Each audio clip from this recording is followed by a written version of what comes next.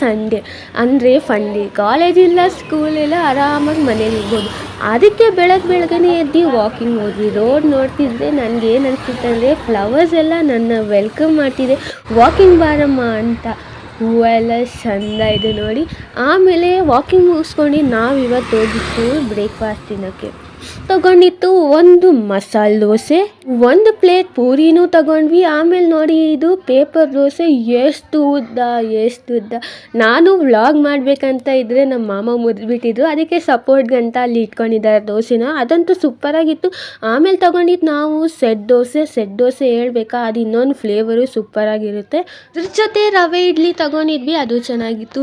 ಎಲ್ಲರೂ ಸೂಪರಾಗಿ ಬ್ಯಾಟಿಂಗ್ ಮಾಡ್ಕೊಂಡು ಆಮೇಲೆ ಟೀ ಇಲ್ಲದೆ ಇರೋಕ್ಕಾಗುತ್ತಾ ಹೇಳಿ. ಆಮೇಲೆ ಮತ್ತೆ ನಾವು ಟೀ ಆರ್ಡರ್ ಮಾಡಿದ್ವಿ, 3 ಟೀ ತಗೊಂಡು ಎಲ್ಲ ಚೆಂದ ಕುಡಿದ್ವಿ.